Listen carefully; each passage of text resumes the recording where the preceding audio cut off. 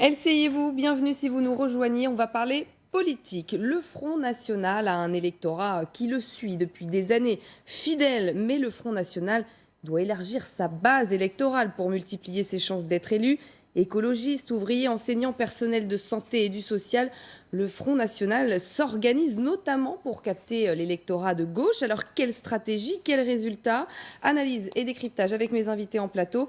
Adrien Chindre, chef du service Pôle France de LCI.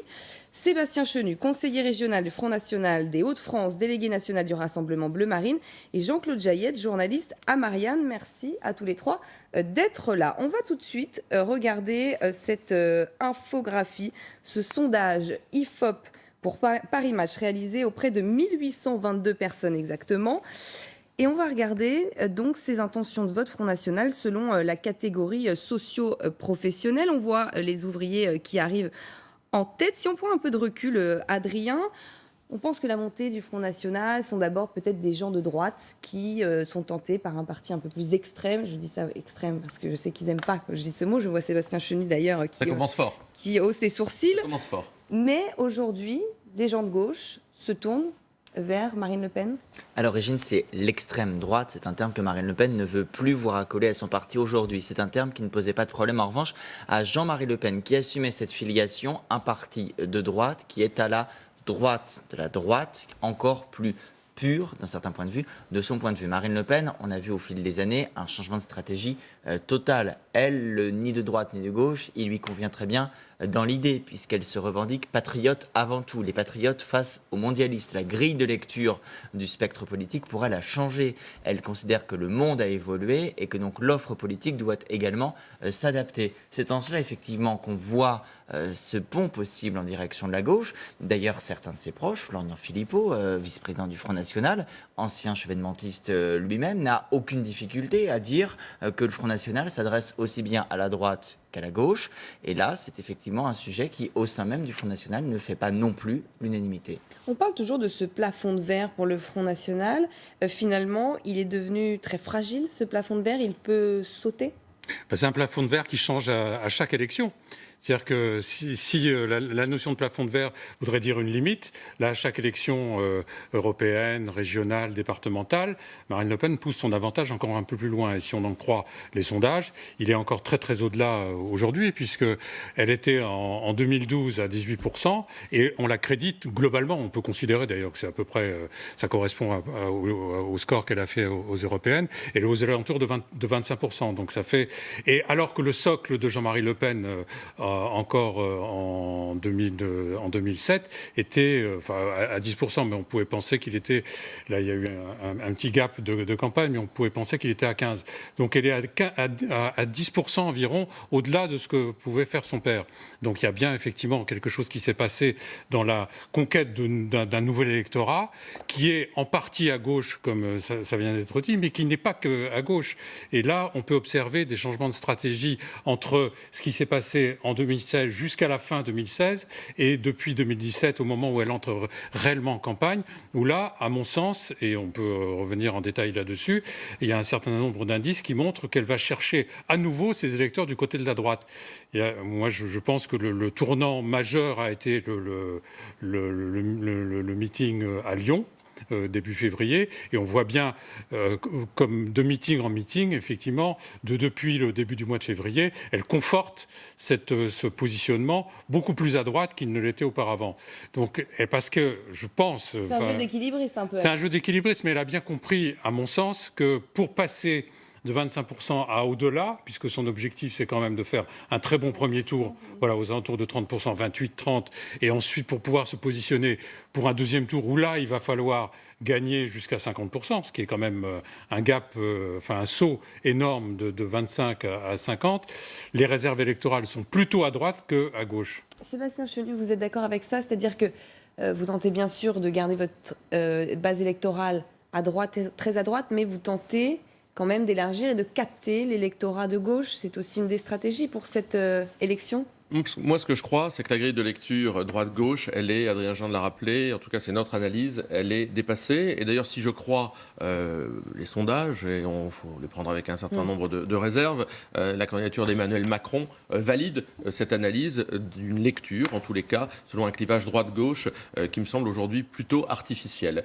Ce que je pense, et d'ailleurs votre sondage... Emmanuel Macron qui grimpe et continue. Votre sondage le montre. Je crois que près de 50% des ouvriers soutiennent Marine Le Pen. Vous sous-entendez que c'est effectivement l'électorat traditionnel de la gauche. Mais en deuxième catégorie, on a les agriculteurs qui étaient plutôt classés comme un électorat traditionnel de la droite. Ce que Marine Le Pen fait, c'est qu'elle cherche à faire un grand parti patriote, un grand mouvement patriote et populaire. Et c'est vrai que son électorat, il est avant tout populaire, qu'il vienne du monde de l'usine, du monde du travail, du monde des campagnes. Et c'est l'électorat qui est le premier touché par la mondialisation et par les échecs de la politique de mondialisation. Donc c'est pour ça que nous dépassons et nous faisons exploser tous les clivages. Moi, je viens de l'UMP et de ses ancêtres. À l'âge de 15 ans, j'ai adhéré aux ancêtres de l'UMP, je les ai quittés à 40 ans. Donc mon parcours, comme celui de milliers d'autres, montre que le Front National, Marine Le Pen, le Rassemblement Bleu Marine sont des candidatures qui permettent de rassembler au-delà des clivages, parce que nous considérons que ces clivages n'ont plus de raison de vivre. Et c'est vrai que nous accueillons, moi je suis élu du Nord, nous accueillons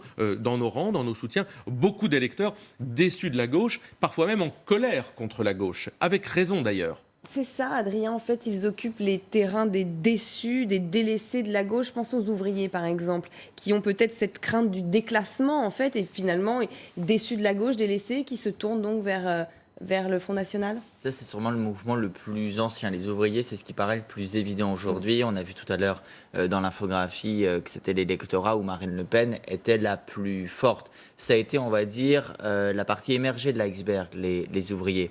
Mais effectivement, cette partie-là, elle est due avant tout à l'effondrement du Parti communiste, qui lui captait aussi beaucoup de cet électorat, qui s'est un peu dispersé. Une partie en direction du Parti socialiste, une partie en direction de l'extrême gauche actuelle, mais finalement assez peu. Et puis, c'est quelques ouvriers qui sont réfugiés au choix dans l'abstention, la droite et le Front National. Il y a quand même une interrogation qui reste, c'est que dans les cadres du FN, Sébastien Chenu en est une illustration, dans ceux qui se sont ralliés, la plupart ont quand même un historique personnel de droite. C'est quand même ça. Jean-Claude Géhet vient de dire le contraire avec Florian Philippot. L'ADN. Donc, qui est vice-président du mouvement. Non. Dans les cadres nationaux. Non, c'est pas. Mais était-il vraiment de gauche, Florian Philippot? Ah non, mais ça montre que votre analyse est plombée d'emblée. En réalité, la gauche a abandonné la défense des populations pauvres. C'était leur champ de bataille longtemps. Défend le pauvre, le petit, l'ouvrier, l'employé. Ils les ont abandonnés. C'était pour défendre les communautés. C'était d'ailleurs les préconisations de leur think tank Terra Nova. Vous avez vu, donc vous avez occupé et à partir du moment où vous abandonnez des électeurs, où vous les méprisez, où vous faites voter la loi El Khomri, comment voulez-vous que ces électeurs qui vous ont fait confiance, parce que vous leur disiez les défendre, aient envie de vous suivre? Bien sûr que non. Nous sommes opposés à la loi El Khomri. M. Macron, par exemple, veut une loi El Khomri plus.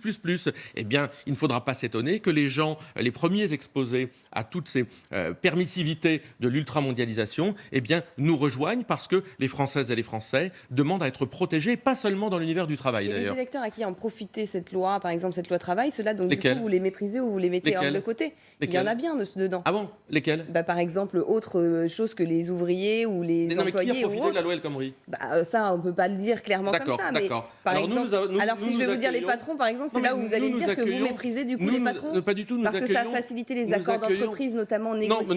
Non, d'ailleurs, c'est largement contesté par les patrons de TPE et de PME. Donc ça n'a profité à personne. Non, la loi El Khomri n'a profité à personne, je crois. Et je crois même que M. Hamon, qui était ministre socialiste, demande son abrogation. D'ailleurs, Mme El Khomri, candidate du Parti socialiste législatif, devra faire campagne sur un programme qui demande l'abrogation de la loi qui porte son nom. Donc vous voyez, cette loi El Khomri, elle n'a profité à personne en réalité. Et nous la contestons et nous l'abrogerons, bien entendu. De toute façon, vous contestez les autres lois aussi. Beaucoup d'autres lois. Pas toutes. Nous contestons un système.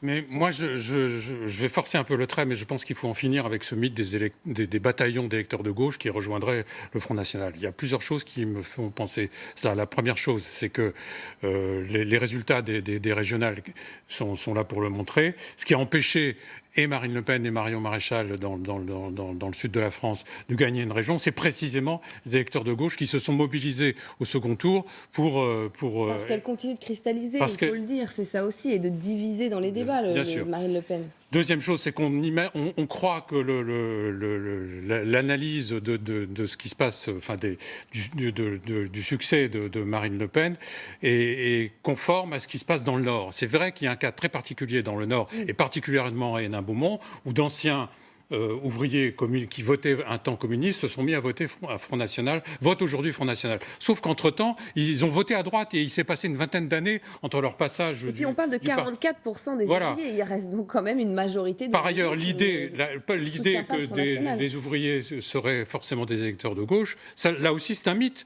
Les ouvriers on a dépassé la lutte des classes. On a dépassé la lutte des classes et il y a une partie des ouvriers, et ça, on retrouve les fondamentaux d'avant les heures de gloire du Parti communiste. Les ouvriers il y a des ouvriers qui votent à droite, et la preuve, on est comme ça. Enfin, dernier élément beaucoup plus proche, c'est que à la fin à la fin de l'année 2016 et en début 2017, quand Fillon s'est effondré sous le coup des affaires, qui a vu son score dans les sondages grimper, c'est bien Marine Le Pen. Si elle est passée de 25 à 27, voire à 28, c'est bien au moment où Fillon... C'est quand Fillon passait de 23 ou 24 à 18, voire 17. Et on va voir qu'aujourd'hui, quand il va remonter, quasiment mathématiquement ou arithmétiquement, Emmanuel Macron va descendre. Marine Le Pen va baisser. Pour l'instant, ce n'est pas le cas en tout cas. Je voudrais qu'on en vienne à la conquête de la jeunesse notamment. On sait que chez les jeunes, Marine Le Pen fait quand même de bons résultats. La campagne numérique est aussi très présente. Ils investissent beaucoup les réseaux sociaux. Ils ont une chaîne YouTube qui est notamment animée par Florian Philippot. On regarde. Bonjour, on est ici au QG de Marine Le Pen, plus exactement dans la cafette. Alors je sais, ça fait un petit peu Hélène et les garçons, mais c'est le lieu où on se détend, on peut prendre un café, on peut fumer pour les fumeurs, on peut passer un peu à autre chose avant d'aller retourner travailler. Bon, moi je crois beaucoup que la politique ça se fait aussi avec des cartes. Puisqu'on parle toujours de territoire, une carte, une bonne carte, ça remet souvent les idées à plat. Ah bah tiens Marine, bienvenue sur ma chaîne, un message aux abonnés. Mettez des pouces bleus!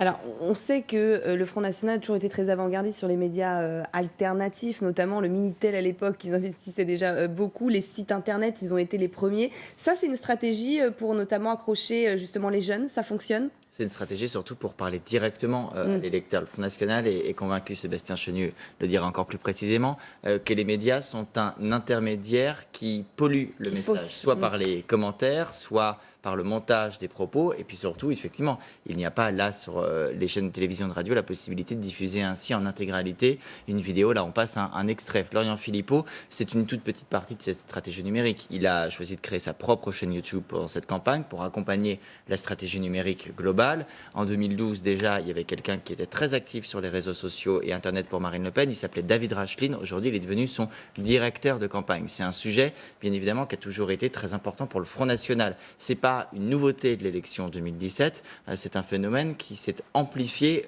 au fil des ans et qui correspond aussi au sentiment qu'a le Front National de ne pas pouvoir accéder dans les mêmes conditions que les autres partis aux médias et à l'expression publique. Mais ça parle aux jeunes quand même.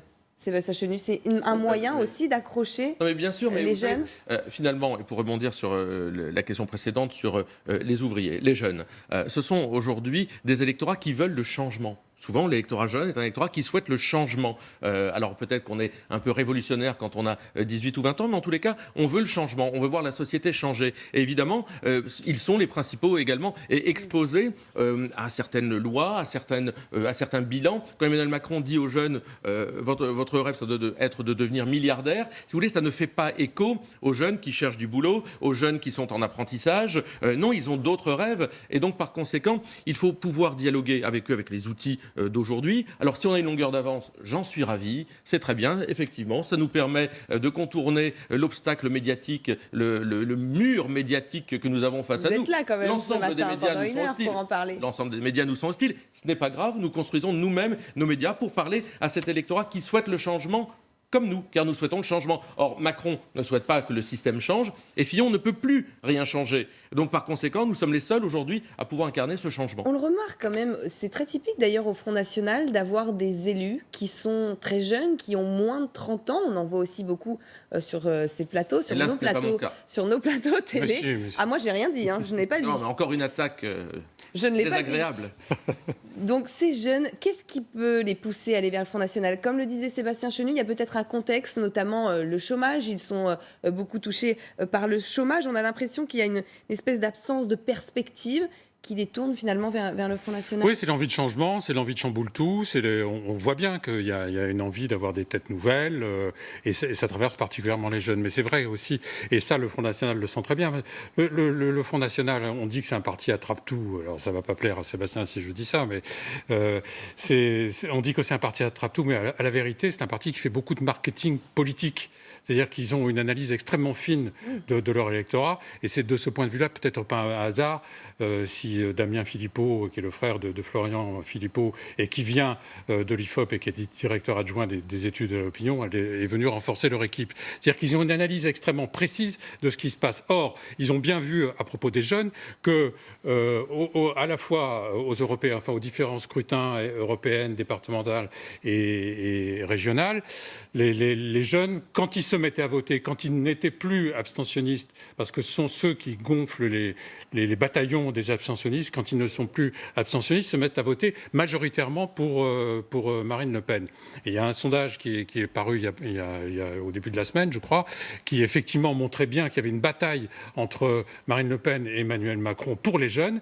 Les jeunes, à 35% à voter pour Marine Le Pen et à 25% pour Emmanuel Macron. Donc là, il y a un enjeu, effectivement, qui a bien été repéré par les hommes de marketing du Front National, qui vise à gagner cet électorat-là, parce qu'il y a une réserve électorale qui lui permettrait, encore une fois, de dépasser son socle de 25%. Parce que, vous voyez, nous sommes peut-être le seul mouvement politique qui n'avons pas de conseillers en communication, d'agences de communication qui nous accompagnent. Nous ne commandons pas de sondage. Nous n'avons pas beaucoup les moyens, puis de toute façon, ils arrivent tous publiquement, ils arrivent tous dans un journal, donc autant les lire. Mais je veux dire, nous n'avons pas toutes ces batteries, nous ne découpons pas l'électorat en tranches comme M. Macron en part de marché. Ce n'est pas notre façon de faire. Alors on peut peut-être le regretter, mais je veux dire, nous ne sommes pas...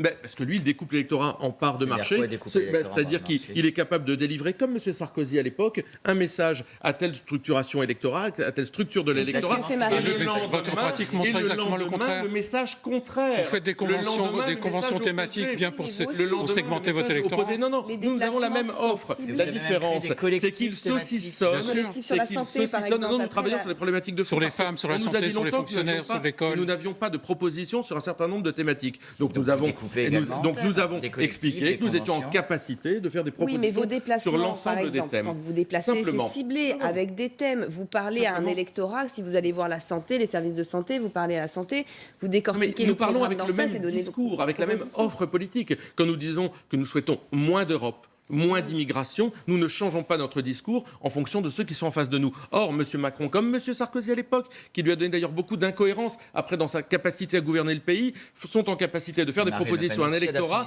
et de faire des propositions opposées à un autre type d'électorat. Ce qui n'est pas notre vision des choses et notre façon de faire. Je dois dire que nous ne sommes pas non plus, et ça explique peut-être le rapport que nous avons probablement plus direct avec les réalités sociales. Nous ne sommes pas, on peut parfois le regretter, un syndicat d'élus. Il y a peu d'élus Front National en France, contrairement aux autres partis, et par conséquent, nos élus, qui sont souvent des militants qui sont devenus élus, au mépris bien souvent de bien d'ailleurs des observateurs, et notamment de la presse écrite, eh bien nos élus sont en prise beaucoup plus directe avec les réalités sociales. Donc on n'a pas besoin d'aller chercher 1001 études pour comprendre ce que vivent les Français. Vous savez, on a des élus qui sont en prise directe, alors on a moins de cadres intermédiaires, on a peu de parlementaires, on a moins de barrières entre nous et les électeurs. Un exemple concret, l'écologie par exemple. Là on voit ce qui s'est passé avec les écologistes. Yannick Jadot finalement se rallie à Benoît Hamon. Les Verts apparaissent divisés alors que l'écologie ça reste une préoccupation principale et importante en tout cas pour les Français. Mais là aussi il y a ce terrain délaissé et que le Front National s'empare. On va regarder cette vidéo de Marine Le Pen, on en parle juste après. Alors les filles, je voulais vous parler aujourd'hui de la souffrance animale. Les animaux, nous les aimons. Ils sont un élément essentiel de notre vie quotidienne, un élément essentiel d'affection de la vie quotidienne des Français. La contrepartie, c'est que nous devons avoir une attention toute particulière pour le bien-être animal. Il en va de l'image que nous nous renvoyons en réalité à nous-mêmes. Bien entendu, ceci concerne peu les animaux domestiques, mais ceci concerne bien entendu beaucoup les animaux d'élevage. Que les choses soient très claires, j'ai visité moi des dizaines de fermes et j'ai rarement vu autant d'amour que celui que les éleveurs expriment à l'égard des animaux qu'ils élèvent. Mais nous nous devons d'être très attentifs, et notamment, évidemment, sur les conditions d'abattage. Je pense que tous les Français ont été choqués dernièrement de voir que dans certains abattoirs, eh bien, les animaux étaient terriblement maltraités et on leur infligeait des souffrances tout à fait inutiles. On est bien là dans une stratégie de communication. Là, c'est carrément la vidéo, le montage pour s'adresser à un public ciblé. Non, nous cherchons à faire passer un message. Pendant des années, on nous a dit « Ah mais le Front National n'a pas de programme. En dehors de parler de l'immigration et de la sécurité, il ne parle jamais de rien d'autre. » Nous avons fait l'effort, pendant 2 ans, de structurer notre offre politique, d'avoir une capacité... Et donc vous avez écouté les messages des gens. Et donc d'avoir vous avez adapté parce que nous souhaitons arriver aux responsabilités. Et nous souhaitons dire aux gens que nous savons gérer le pays demain, que nous avons des propositions à faire en matière environnementale. Vous auriez parce qu'il y avait un vide. Il y avait un vide du Front National sur l'écologie. Il y avait un vide. Par exemple, interdire l'exploitation du gaz de schiste. Nous avons des propositions sur la précarisation vous parlez d'une écologie énergétique. patriote, Nous avons des propositions sur la précarisation énergétique, sur l'isolation des logements. Elles ne tombent pas du ciel. Ça fait 2 ans qu'on a structuré notre offre politique pour dire nous voulons arriver aux responsabilités sur des sujets qui peuvent toucher le quotidien des Français. La protection animale en fait partie aussi. Eh bien, nous avons une réponse à vous apporter. Nous ne parlons pas seulement que d'immigration, que de sécurité ou que d'Europe. Nous savons nous déployer sur l'ensemble des propositions auxquelles les Français sont en droit de se poser des questions. Donc là, ils élargissent leur base électorale et ciblent donc des publics qui, a priori, n'iraient pas vers le Front National.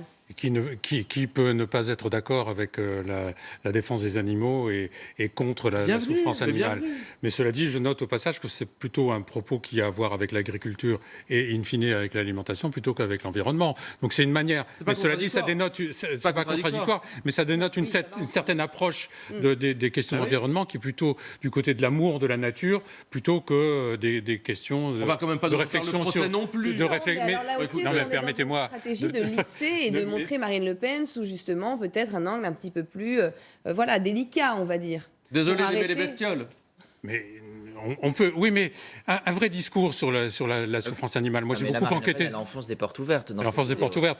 J'ai beaucoup enquêté sur je crois pas du tout. Ces questions-là. Les Françaises et Français parler de souffrance animale sans parler de la souffrance des ouvriers des abattoirs, par exemple, parce qu'on a tendance à les opposer, et c'est un peu le sens des campagnes qui sont menées aujourd'hui. Ça pose un petit problème quand on aspire à la présidence de la République. Non, la pénibilité, notamment la pénibilité dans le monde du travail, fait l'objet d'une des 144 propositions de Marine Le Pen. Donc, regardez notre programme, vous trouverez que nous avons un chapitre très important sur la pénibilité dans le monde du travail. Nous, on n'a pas, si vous voulez, contrairement à M. Macron, un ordinateur qui analyse les données à la place du cerveau et une carte bancaire à la place du cœur. C'est l'homme à abattre. Puisque c'est celui que vous présentez. Vous voyez bien vous êtes en concurrence avec lui, notamment sur la question des jeunes. On est à l'opposé complet de l'offre politique qu'il fait pour notre pays. Donc bien entendu que nous ne souhaitons pas qu'il arrive aux responsabilités parce qu'on considérera que ce sera une catastrophe pour notre pays. Donc non, on n'a pas une carte bleue à la place du cœur, on peut aimer effectivement notre prochain, nous n'avons pas un ordinateur à la place du cerveau et nous considérons que nous avons plutôt raison et que nous sommes raccords avec les attentes des Français. Sur la santé par exemple, quand en janvier sont sorties les propositions de François Fillon sur la sécurité sociale qui ont fait polémique, vous êtes immédiatement, vous avez saisi l'occasion d'une riposte argumentée évidemment en direction de l'électorat populaire, notamment par la voix de Florian Philippot, votre vice-président. On l'écoute. Je crois que c'est un adversaire de la sécurité sociale, un adversaire de la santé des Français, un adversaire donc des familles qui devront soigner leurs enfants, un adversaire des personnes âgées. Il faut le dire aux Français et il faut leur proposer un autre choix. Là, vous avez décortiqué le programme de François Fillon et tenté du coup de contrer. Là où c'était fait, avec des propositions notamment pour but évidemment de rassurer les moins fortunés quand lui voulait plus ou moins rassurer les plus fortunés. Déserts médicaux, augmentation des effectifs dans les hôpitaux, baisse des prix des médicaments, fraude à la carte vitale. C'est notre programme. Oui. Oui, et donc ? Et donc, c'est bien pour contrer celui de François Fillon. Ah, ça, Là aussi, il est on est clair, dans la il est clair stratégie que où on nous sommes, écoute. il est clair que nous sommes Donc, vous exactement à prenez le terrain, l'opposé c'est ça, de vous ce que dites, la M. Fillon stratégie de propose en prendre- matière de Voilà. sécurité sociale De et de délaisser les politique gens. de santé. Nous avons des propositions sur le numerus clausus, sur les Qui seront déserts d'ailleurs médicaux, financées comment ? suppression de l'AME. Ça fait Suppression de beaucoup l'AME. Oui, alors, beaucoup Bah, de voilà, suppressions, beaucoup de baisse des je viens de vous augmentation des donner, effectifs. je viens de vous donner D'accord. une proposition Uniquement. d'économie. Pas uniquement, vous avez l'économie de notre projet qui a été publié, mais par exemple la suppression de l'AME dégagera peut-être pas 1 milliard, parce que ça ne dégage pas totalement le milliard que cela coûte, mais au moins 700 ou 800 millions. Voilà déjà une première proposition. La fraude à la sécurité sociale, en voilà une seconde. Vous en avez tout un certain nombre. Donc nous sommes des gens équilibrés et mesurés, mais nous sommes effectivement en opposition avec les propositions de M. Fillon, qui répond en fait aux directives de M. De Castres, le président d'AXA, l'ancien président d'AXA, qui a rédigé son programme, ou à celle de M. Macron, pour faire plaisir, je vais le reciter, et de son ami de chez M. Servier, qui vient de partir pour conflit d'intérêts, qui avait écrit le programme santé. Nous n'avons pas ces gens-là, effectivement, et nous cherchons à être au plus près des attentes des Français, à leur faire des propositions qui les protègent, évidemment, parce que c'est aussi comme cela qu'on conçoit le rôle d'un État stratège. Adrien, une fois de plus, le Front National qui s'approprie les thématiques sociales. Je pense aussi à Elles ne sont la propriété de personne, le chère retour madame. de la retraite à 60 ans. Mais là aussi, je parle des Avec thématiques 40 sociales. annuités. Avec 40 annuités. Pour récupérer- Faut tout dire. Avec 40 annuités. Non, Avec faut tout 40 dire. annuités pour récupérer, notamment, encore là une fois, les déçus de la gauche. Pour récupérer tous les déçus. C'est aussi ce qui fait la caractéristique du Front National aujourd'hui, être le réceptacle des On déceptions. devrait faire 90% si on récupérait tous les déçus. Ben vous parlez à la C'est place bien là, des gens, mais c'est bien alors, là le parce qu'on ne problème, sait pas c'est s'ils que sont vraiment C'est là déçus. votre ambition. et c'est ce qui C'était donne les le scores de côté un François peu, Hollande. ramasse tout du programme de Marine Le Pen. Alors vous dites, on traite tous les sujets, effectivement, sauf qu'en fait, tous les sujets ne relèvent pas d'un président de la République. On évoquait la souffrance animale à l'instant. Vous pouvez très bien faire une priorité de la présidence Le Pen si Marine Le Pen est élue, libre à vous. Le fait est que c'est aussi une manière d'occuper les niches, de séduire chaque électeur en fonction des critères qui lui sont personnels propres. Parce qu'effectivement, Marine Le Pen, ses lignes de force, c'est la lutte contre les deux mondialismes. Le mondialisme djihadiste, le mondialisme financier. C'est comme ça qu'elle structure l'essentiel de sa campagne. Mais on ne peut pas vous laisser dire tout à l'heure que Emmanuel Macron découpe l'électorat. Ah, je savais qu'il aurait un France. avocat sur le plateau. Et Quand c'est en général un Est-ce que avocat Il n'a des pas médias. fini sa que phrase, je peux laissez-le finir terminer. Quand on voit que vous avez vous-même créé toute une série de collectifs Voilà. et de conventions thématiques Notamment sur la santé. l'ensemble des sujets. Parce qu'en fait, en réalité, découper l'électeur en tranches, tous les candidats le font parce que c'est normal et je vais aller dans votre sens, Voilà, comme ça vous il serez faut juste content. l'avouer. Mais il se trouve que vous voulez chacun avoir un programme aussi complet que Non, mais- possible. On ne peut pas reprocher à C'est un candidat normal, en ce que soi. l'on fait exactement à l'identique pour Vous son n'allez pas propre nous programme. reprocher Je de vouloir vous laisse- rassembler je vous laisse autour de nous une terminer. Ce majorité de n'est pas un Français. reproche, c'est un constat. 144 Quelle est propositions. cette stratégie? Vous balayez tous les sujets. Très bien, mais vous ne pouvez pas reprocher aux autres candidats de balayer eux aussi tous les sujets parce que Ce vous n'est êtes pas dans ce que une j'ai dit. campagne et que vous tentez vous aussi d'aller chercher dans tous Ce les n'est pas ce secteurs que de la je dis. société. Je vous ai dit, nous ne faisons pas de Monsieur Jaillet. propositions contradictoires pour séduire des Marine Le Non, il y a électorats. ça, mais vous analysez. Mais- ce qu'on Et, entend et nous, sur la et stratégie. c'est vrai dans que sur, laquelle elle et sur la défense de la cause animale, nous ne méprisons pas les gens qui sont attentifs à ce sujet, comme vous venez de le faire en disant, avec un peu de légèreté et de désinvolture, si vous souhaitez en faire une priorité, c'est votre problème. On souhaite que ça De compte. priorité Non, mais- d'homme d'État, c'est dans notre programme, présidente. et nous ne méprisons pas ce sujet-là. Si ça vous déplaît, c'est pas très grave. Nous, on considère qu'il y a des gens qui Parlez sont toujours de attentifs à cela. mépris, parce que vous Ah avez oui, l'impression qu'on c'est vous une espèce de méprise. désinvolture en disant vous voulez peut-être faire de la priorité animale l'une de vos priorités. Sous-entendu, c'est quand Nous même sommes pas, loin c'est ce des que j'ai priorités dit. des Français. C'est ce que vous venez de dire. Non, si vous voulez pense en que faire une. j'essaie de Jacques Jaillet, Voilà. vous vouliez réagir. Oui, non, mais je trouve que la question de la santé, le domaine de la santé est un très bon exemple de la manière dont le Front National ratisse à gauche et à droite. Effectivement, dans ces propositions, il y a un certain nombre de propositions qui pourraient être caractérisées comme étant de gauche, sur la fin de la limitation des déremboursements, etc. Un certain nombre de propositions de ce type-là, la lutte contre les conflits d'intérêts, puisque vous servez de l'exemple de Servier et de l'entourage d'Emmanuel Macron. Mais il y en a d'autres qui, en revanche, sont très à droite, parce que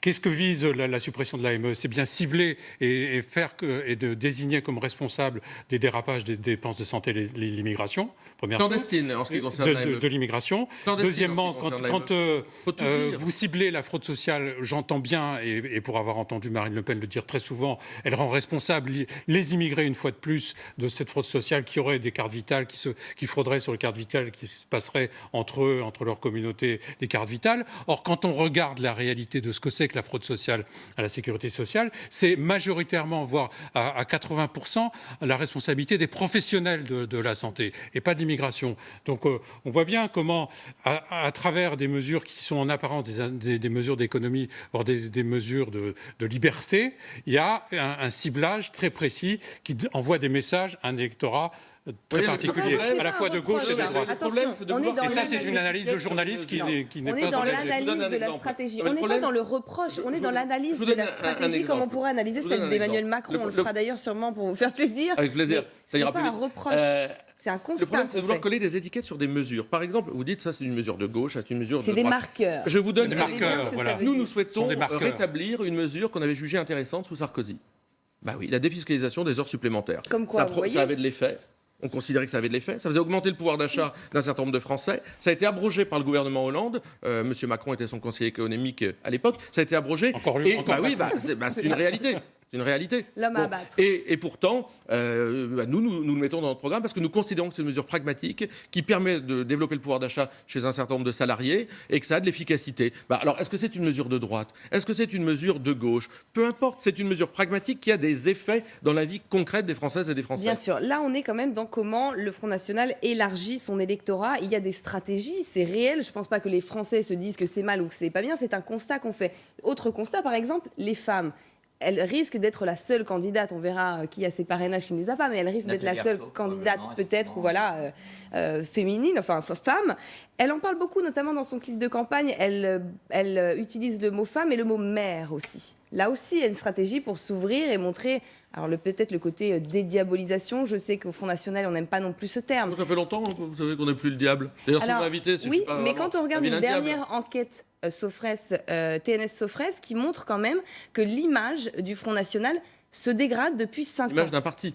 L'image d'un L'image d'un mouvement parti. politique. Donc, Alors, Marine Le peut-être- Pen n'est pas, vous le savez, la logique des institutions de la Ve Mais République. elle est, C'est pas la elle est la d'un parti. figure du parti Oui, mais elle le depuis un dépasse. moment. Elle le depuis dépasse longtemps. et je crois que son programme le démontre d'ailleurs, qu'elle dépasse largement l'image du parti politique. Adrien, les femmes, ça aussi, c'est une c'est une manière aussi cible pour Marine Le Pen. d'adoucir l'image de Marine Le Pen. Parce que Marine Le Pen, de par sa stature que personne ne lui conteste, elle a aussi acquis au fil des années un côté très dur. Elle répond durement aux journalistes, elle s'exprime avec beaucoup d'énergie dans ses discours, elle est reconnue comme une oratrice plutôt douée, mais elle a rarement laissé entrevoir la part de féminité, de douceur, maternelle qu'il pouvait y avoir en elle. Ce que l'on a vu dans la dernière vidéo, les images, la plaquette qu'elle a dévoilée, c'était aussi ça, c'est montrer un visage différent, complémentaire du visage qu'on lui connaît. Merci à tous les trois. Donc, on a tenté de faire un point sur la stratégie du Front National pour élargir sa base électorale. Merci de nous avoir suivis. Restez avec nous. Tout de suite, c'est un nouveau journal sur RCI.